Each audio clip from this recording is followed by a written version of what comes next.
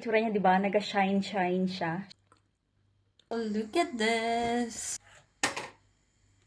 Another cake na ginawa ko. Ito na pala yung araw na busy talaga ako kasi ngayong araw nag-bake ako ng pagkain na dadaling ko sa aking biyenan sa Domingo para i-celebrate namin yung Easter Sunday nga. At yan pala yung aking first batch nga puto.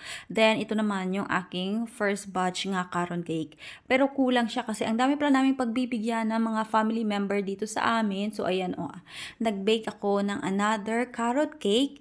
Tapos gumawa rin ako ng second batch ng aking puto kasi kulang din siya. Tapos tingnan nyo naman, napaka-perfect nitong aking puto. Kay grabe ang iyang nga buka, Yung lahat pala na binake ko is hindi pa talaga ito natikman ng aking family member. Yung asawa ko lang yung nakatikim ng mga binibake ko ba. So, titingnan ko kung ano yung kanilang magiging reaction sa lasa ng aking ginbake. Yan na nga, Tinatanggal ko na siya sa cup kasi maglalagay ako ng another batch ng puto. Kasi madami-dami yung puto na gagawin ko ba. Then, gumawa rin pala ako nitong aking chocolate cake nga pang malakasan. Pero isang bake lang ito kasi wala na ba akong oras or time sa pag-bake ng another one.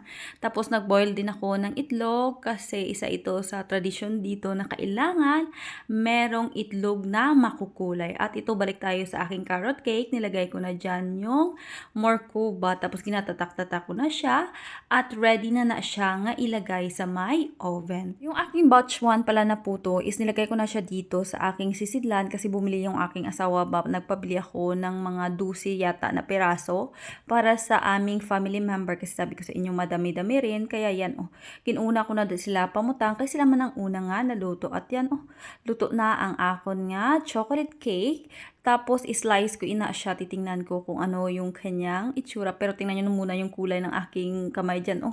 Meron siyang color because of the color of the egg. Pero, 15 pieces lang yung aking egg kasi hindi ako nag-boil ng egg ng maramihan ba. Tapos, yung kulay na nilagay ko dyan is blue, green, yellow, and red. Luto na rin pala itong aking pangmalakasan nga carrot cake. Then, gumawa rin ako nitong aking banana muffins with chocolate ba. Before kasi, yung aking muffins is nilagyan ko ng raisin. So, para maiba naman yung lasa niya, nilagyan ko ng dark chocolate. At tingnan nyo naman, hinati ko pala yan sa gitna yung aking cake para magkasya lahat sa aming family member. At yan nga, nilalagay ko na dyan together with the carrot cake. Pero kunti lang yan yung nilagay ko nga chocolate cake, kay gamay malang abi ang akon nga ginluto, di ba? Isa lang siya ka-bacon. So, bawi na lang ako sa sunod kapag meron ditong mga party. At yan nga, kakain muna ako ng konti sa aking chocolate cake nga ginubra and it's good talaga yung kanyang lasa. But next time, maglalagay ako ng toppings para naman sa birthday ng aking asawa. Kasi sa susunod na buwan yung kanyang birthday. So, gagawa ako ng cake. At yan na pala yung aking mga itlog. Naahon ko na siya sa kahirapan. Very simple lang yan yung kanyang itsura. Ba, hindi na ako naglagay dyan ng mga traditional na design kasi wala na ako sa oras. Pero before, gumagawa talaga ako ng traditional na design and it's so pretty. Meron pala akong binili na sticker para sa mga itlog. Tingnan nyo naman yung itlog na ginawa ko. Bali, ang itsura niya, di ba? Naga-shine-shine siya. Shiny. Shiny pala yung kanyang itsura kasi nilagyan ko siya ng kulay. Then, maglalagay tayo ng sticker.